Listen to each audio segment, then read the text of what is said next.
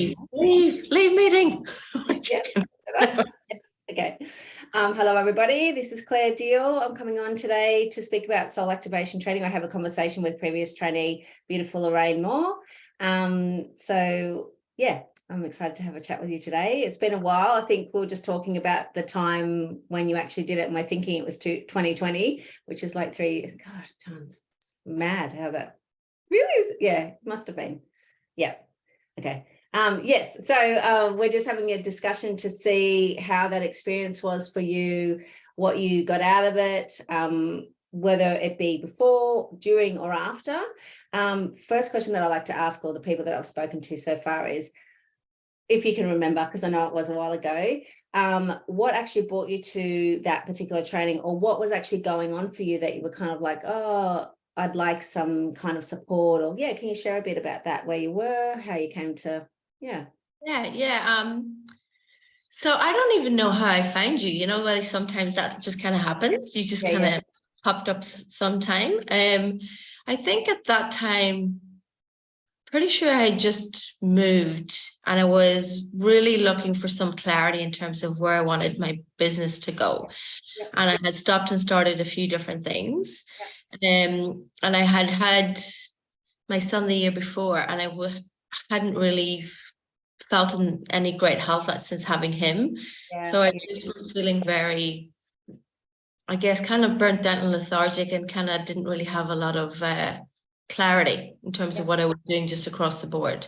So I think that's kind of what drew me to you, but I can't even remember where I saw you or how I found you. Yeah, I hear that often. Just all of a sudden, just pop up in the field and go. I just remember that first call that we had, the kind of whatever call it, discovery call. I remember that call, and it was just like, I spoke to you in the August. So I remember it was definitely August time. And then we had, I think, a couple of sessions, and then I signed up for your training.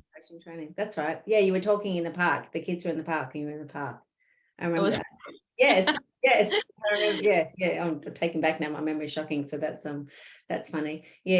So can you remember what you expect, if you had any expectations, what those expectations were?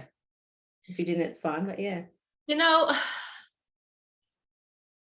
wouldn't say I necessarily had expectations. I just had this feeling that we were supposed to work together, and I felt like that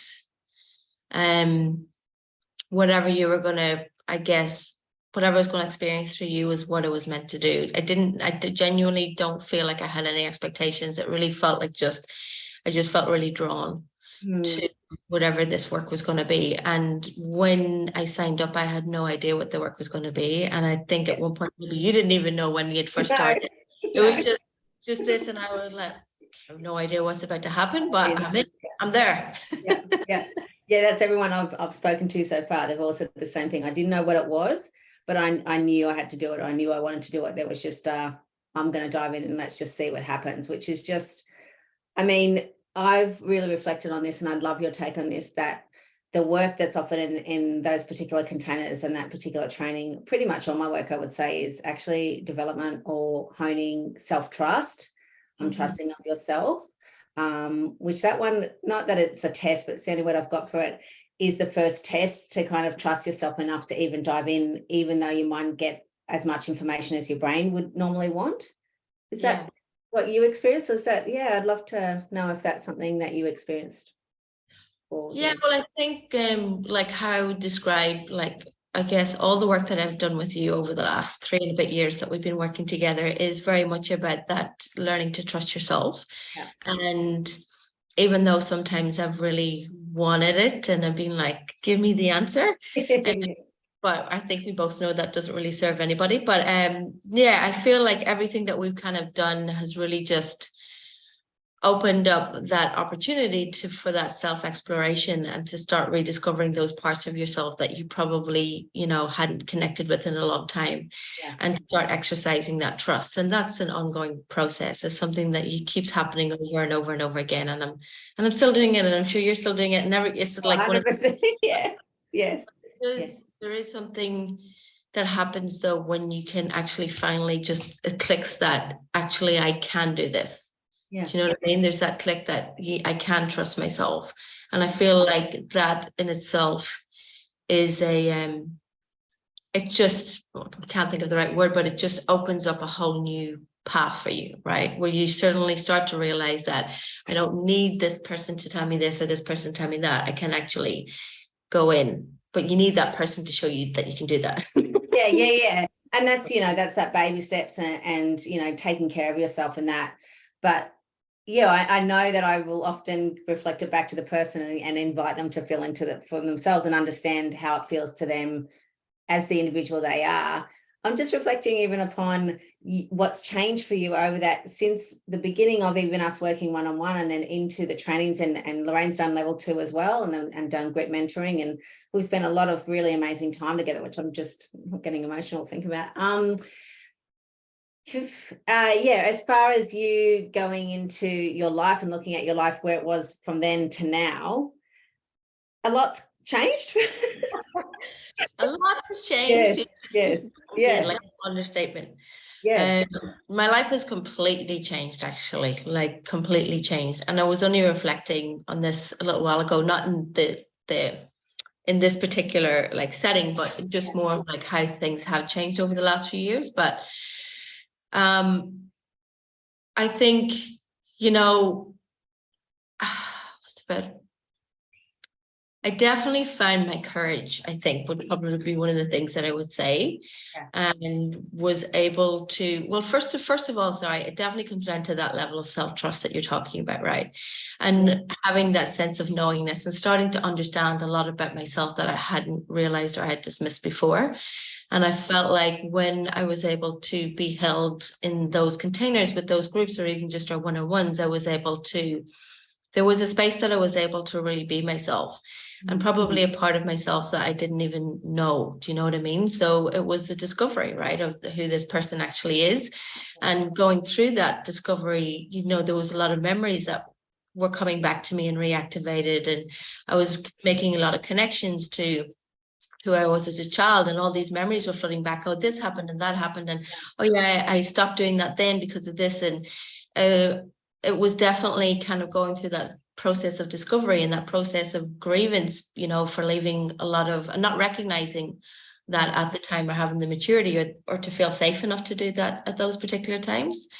And like I said before, it is definitely a journey and it's still going, but I think like that, being able to be held in that place where I can actually know that I can come back to myself and trust myself and the guidance and stuff that I've been receiving myself, and to trust that above anything else has just been like the greatest gift, because I've been able to make decisions, and I've been able to navigate my life and my family and move to places and do things that we never would have done before, because everybody thought I was crazy. Like, I packed up my whole family, we'd moved from the city, and we're now living in the beautiful Northern Rivers, and we're like living just a very, very different life. It's so different to what we were doing before.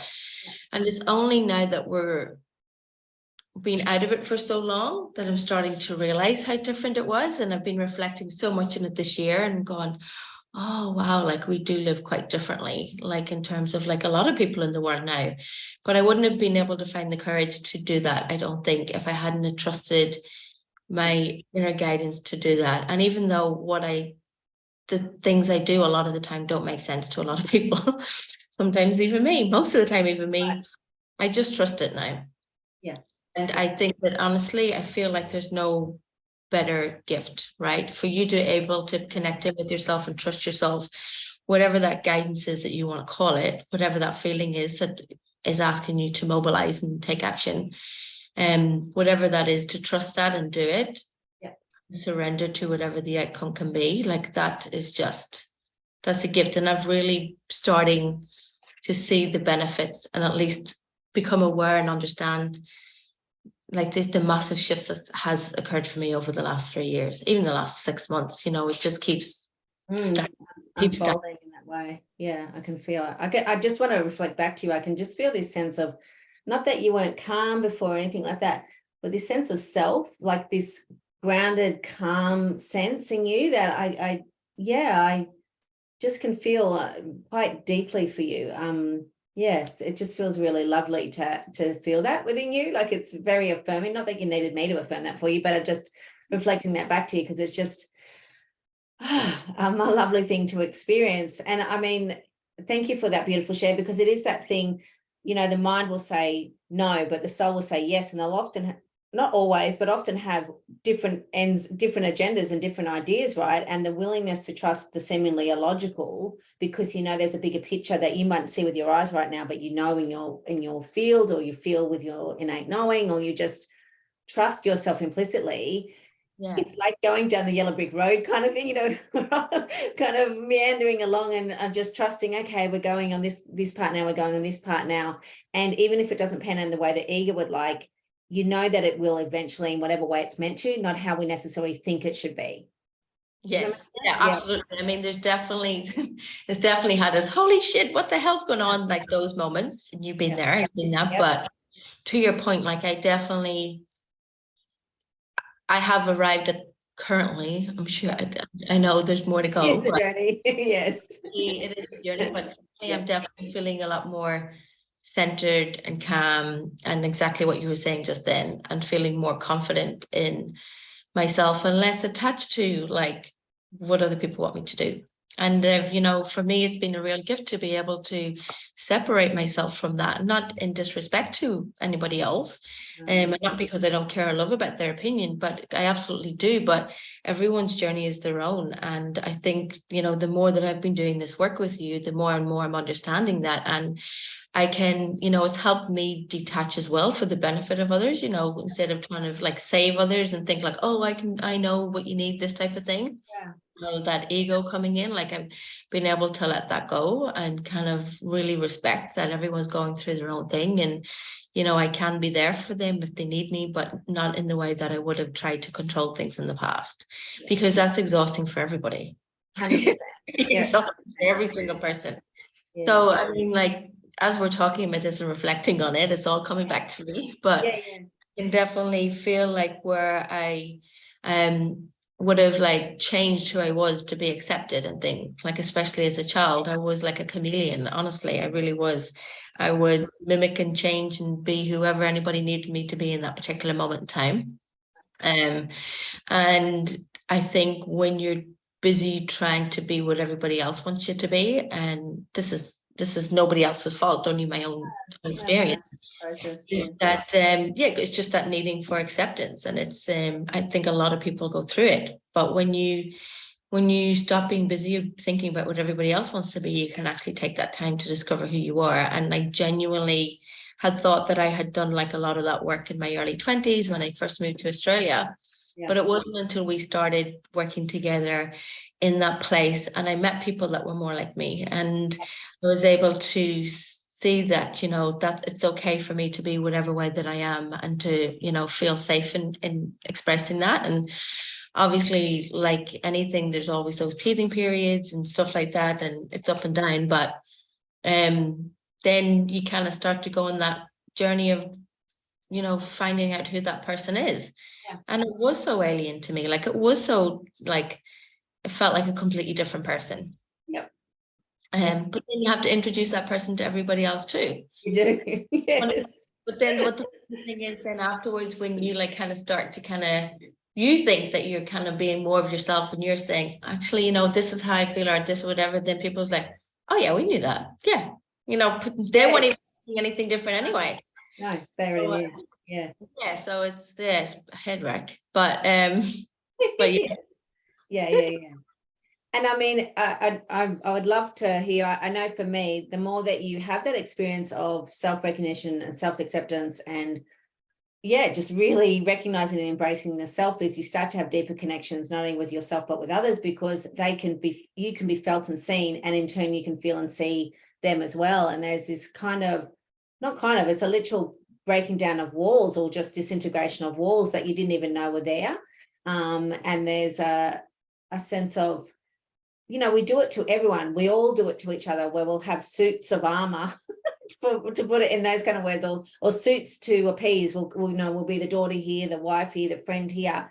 as and how we think they want us to be. And it's not until you do this inner work like that you've done, not only within my trainings, I know within in your life as a whole, that there's this thing of, oh, actually, I like this. I was saying I like that. And it's just quite revolutionary for me. It has been in witnessing women do that, myself included. Yeah. Does that make Well, sense? I always thought like, oh yeah, I'm really social and I like being out with people and I love doing that, but I don't at all. I don't like it at all. Yeah. I actually am good kind of I can be in those places, but for very small moments of time. Like I do so much better on my own. Yeah. Not that I'm like antisocial or anything, but even my sister had laughed, like, because she said after I had kids, so she recognized it in me even more before I had, because I would like, I'd always be working, be doing things constantly with people.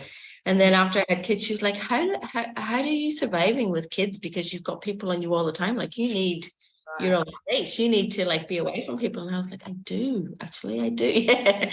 But so there was, it's that part of me that's kind of understanding how important that is to me. Yeah. And that. So there's like, maybe I did kind of always know it, but there's it's a respecting that need for myself, and being, comfortable expressing that to other people, Right.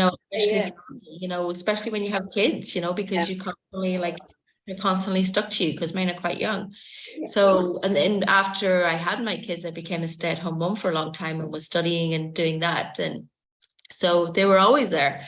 So, but being able to kind of really start to respect how important that is to me and understand how important it is, and understand that, when I do have that time for myself, I'm actually a better person. Yeah. Everyone benefits. There's That's no right. not benefiting from me having a few hours of my own. Yeah. So yeah, it's just, there's always just a lot going on, right? So I like that for me, being able to just understand how important that was to me, instead of just pretending like it didn't matter, is probably the point I'm trying to get to. It doesn't matter, was really important. Yeah. It can feel unnatural when you first start to do it too, because you've been so conditioned to be this way and show up in this way. And so this, I'll say about this in general, when we're deconditioning ourselves to ingrained patterns in that way, our ego will say, you're going the wrong way, you're doing the wrong thing, stop what you're doing. And you'll get uncomfortable and you can think, I don't know whether this was your experience, but it's what's coming up to be spoken on. And you'll kind of go, oh, I'm uncomfortable, I've got to go back to what I once did or where I once was. Do you know what I mean? And it's this thing, if you write out the discomfort, the payoff is so worth it, because there's this thing of, oh my God, is that what was there the whole time? You know what I mean? And that's just this really, and not from a self-love, but that's self-love. That's tending to your own needs and tending to yourself as you are, not who you think you are. Yeah. Right, as you are, not who you think you are, who you think you're supposed to be, right? And it's sitting with a lot of those things that are very uncomfortable, right? Yeah. There's things that are very uncomfortable that come up and you're like, maybe I don't like this particular thing, or I don't like being with this particular person, and this, whatever it might be. And rather than feeling like you have to kind of just get through it and accept it, it's actually, well, no, actually I don't. I actually got to work through this in whatever way it needs to be done, and sitting with that in whatever way it needs to be sat, even if it is very uncomfortable. But it's, making sure that rather than just people pleasing, because, once you can kind of get rid of that attachment and feeling like I have to please that person, whatever they're saying, you actually start to understand that it's actually not serving them or supporting them either if you do that. So I think, just as I'm reflecting on it now, I think one of the biggest things I've learned in this little while is that, all of the things that we think can sometimes be of service to somebody, or we're supporting them, it can actually be further from the truth. Because we're conditioned to constantly give to all these people and say yes and whatever, but actually you're doing a disservice to them by, butting in, or you're doing a disservice to you because you're not actually being authentic. Yeah. And the way that you make the decisions and how you make the decisions actually from who you think they need rather than who you are as well. And so it's never actually real for anyone involved. It's never actually going to have the impact anyone wants. And even if your intentions are good, it's going to be constantly, I've seen it for myself, and I've seen it with many other women's chronic fatigue, autoimmune conditions, mental health coming, anxiety or depression, all those kind of things. I'm not saying they're the be all and end all, the only reason for it, but it's definitely always 99% of the time part of that picture. And so this thing of self-recognition is the thing of unpacking. We're talking about this word, and some people hate that word, and that's completely fine. Unpacking what it is that's been kind of jammed in this suitcase, and you'll be right, you'll be right, you'll be right. And then we're sitting there, some part of us is going, I'm not right. I'm really not happy with this life. I'm really not happy with myself. Yeah. And you make sacrifices for people because you think that that's what they need right now, but it doesn't help them. No. Like it really doesn't. And I think like many decisions for like a long time, like everyone does, like you make sacrifices and you do decisions that you don't really necessarily want to do because you think you're doing it for the greater good of, family or friends or whatever, but it just actually comes back to bite you, I think. And I just think when you can kind of get to that place where you can actually just sit and allow yourself to feel comfortable to make the choices that are right for you, even if it does make some waves, even if it does hurt some feelings. Like you can't you can be sad about it and you can grieve about it and all of that, but you just got to trust that if you're being called to do something or move in a certain way, that you just got to do that, and whatever anyone else is going through at that particular time, then that's for them to go through. That's right. Not like it's not because you don't care, it's because everyone's got their own thing that they need to learn. Like I've got to go move through all the crap that I gotta move through because it's part of the journey in this, for whatever life, for whatever reason I've chosen in this life. And you just got to go through it, and everyone's got their own thing. So I feel like once you can kind of understand that, like we're all going through it. There's nobody that's going through something. They can look all presenting and fun, and they're wreck on the inside. Like it's totally Across all walks of life, like we're all here living whatever we're going through. So, just be there and respect that without trying to feel like you need to, do anything else. Yeah. Does that make sense? It makes total sense. Yeah. No. But there's such valid points, because I've seen it with people, I'm sure you've seen it, and I've had it with myself as well, where you get what you think you want and then you're dissatisfied and you go, why isn't this meeting the mark? Or you've got a beautiful life and you're not happy within it. Do you know what I mean? And then there's self-blame and shaming and all those kind of things come in. But if you're not actually there and you're not actually the self that you are on the inside, it can't be felt or experienced in the way that it's been given to you or received or offered back in return. Do you know what I mean? And that recognition of, if we're focusing on going to help or fix others, we're literally sitting there. I've got this image of in the bus station going, waiting, can you come back? I'm waiting. Do you know what I mean? And some of us spend our whole life doing that. And this isn't a judgment, it's just an observation. We do it in micro ways and macro ways. But my work, or this particular offering, all that I do is actually to come back to that bus station, say, how are you going? What's going on? Where do you want to go? How are you feeling? It's a funny analogy. Ain't going to show up. Yes. So that's I think, I think sometimes what's the best way to describe this? Like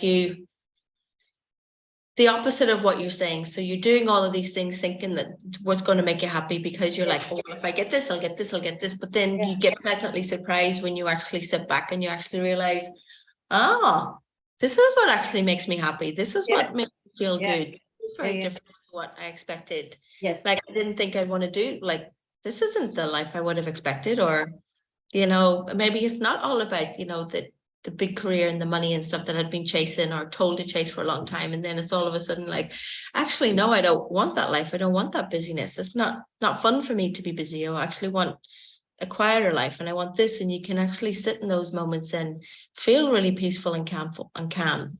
I mean, it wasn't until I've done a lot of work with you on my nervous system over the past years, and started to really consciously work with my nervous system in ways that I would never have even really thought about, right? Who talks to their organs, with their systems? Weirdos. But like doing those type of works, like, and stepping outside of my comfort zone and actually really connecting in with my body and those systems and things like that, and being able to know what it really feels like to breathe, what it feels like to be calm, feels like to feel safe and held, even if it is a very new, unfamiliar situation, because there's something in your knowing that knows that this is where I'm supposed to be. And even if logically it makes no sense whatsoever, you can like feel, you can sit into that, breathe into that. And that for me has been really reassuring, even when things on the forefront look like they're an absolute mess. Right. And, you know, in many instances they still they still can be. Yeah. But it's like, yeah, it's different. It's different. If that makes sense. I always say the body never lies. So the mind will have this story, this, but your body will show you, you know, what you've been holding, what you're not processing, or what's going on and how you actually feel about it, not how your brain's saying you're feeling about it. Do you know what I mean? You would have heard me talk about bobbleheads so many times. We're walking bobbleheads around all the time, myself included from time to time. You know, we don't actually feel what we're feeling. And when we start to feel what we're feeling, which we're avoiding feeling, that's when we start to experience the relief and start to actually understand ourselves. So I feel like that's my intention with my work, is that starts to, and I don't ever expect it to happen within the session. I know, or in the trainings, quite often it's the starting point, right? It's not the finishing point, it's the starting point. And it's this catalyst for you, however you want to use it outside of it. And what you think you want to use it for and what you actually want to use it for is often quite two different things as well. And that's okay as well. It's that embracing and accepting of what's unfolding, how it's unfolding, and who's there while that's happening. Yeah, no, absolutely. It's definitely the starting point. And I think we started working together at a really, I guess, poignant time, right? Because we just started just before we moved into 2020. So it was a very, very difficult time for like the world to navigate. So like for me personally, to have that space during that particular time, like I feel like it just changed my entire trajectory, right? Because everybody was going through this thing of questioning and wondering and making moves, and you know, everything was changing for everybody. So for me, going through that at that particular time with your group, it really did help me kind of anchor in and feel safe to make the steps that I needed to make and stay firm on the values and the decisions that I wanted to make, even when it was very, very difficult. Yeah, we would be saying the exact opposite of what you were, you know, getting the pull to do, but yet you trusted yourself and you did it anyway. Yes, exactly. And to be going through, to be held in that space with people who could see me probably for the first time that I'd ever let people see me in that way, or even I saw myself in that way, right? Yeah. Because you just don't know, because you just go through these motions of living every day, and you know, all of a sudden somebody asks you to stop and start looking at who you are, and you're like, what? What? What is this? Yes. So to be able to do that, especially at that time, I feel like it really changed my trajectory completely. Yeah. But correct me if I'm wrong, but aligned with actually who you are at your core, like actually aligned with and supported that.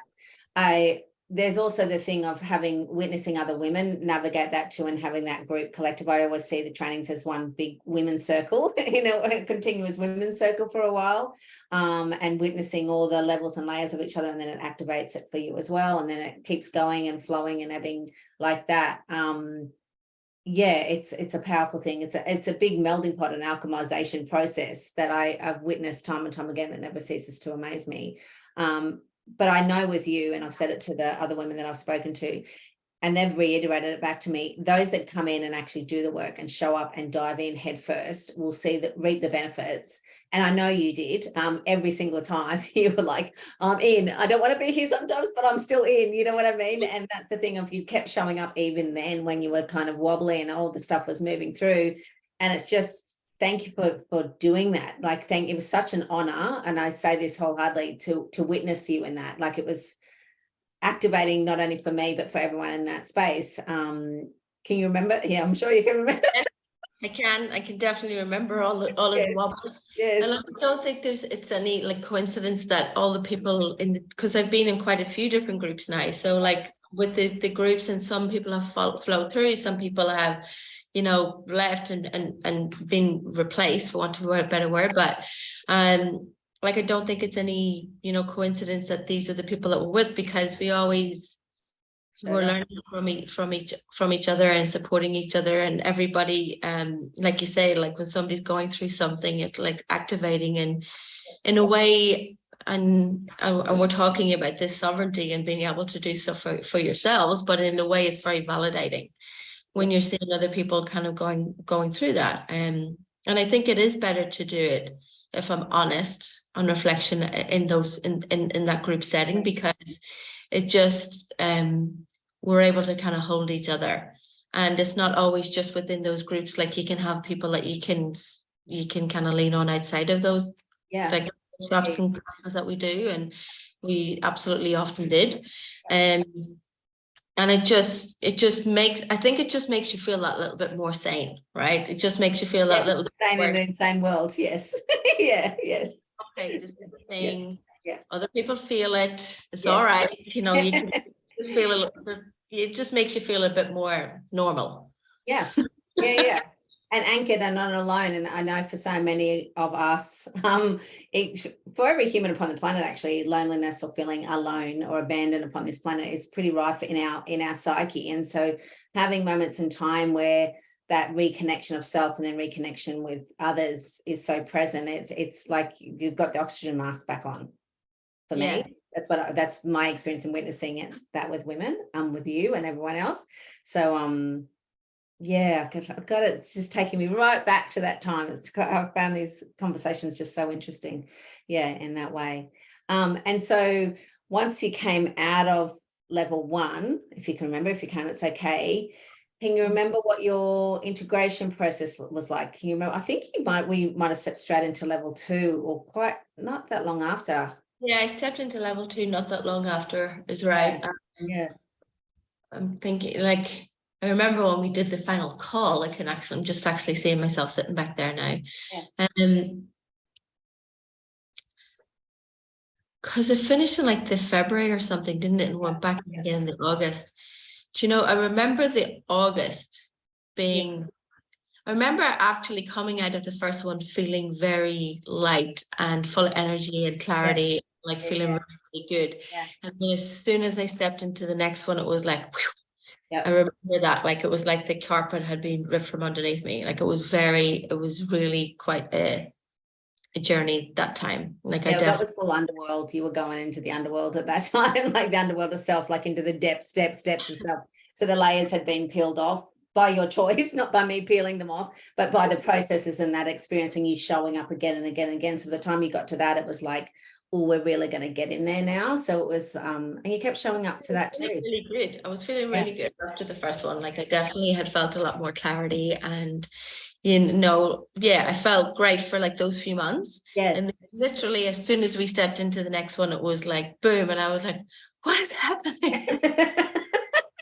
We're going down, down, down. Like, we're going to, not in a bad way, but that depths of self, the deeper aspects of self, the shadow of self. Yeah, it was deep shadow work, that one was. And I think the second round that I did, for the majority of it, I was in that place. Like, it was very different. It was very different compared to the first one.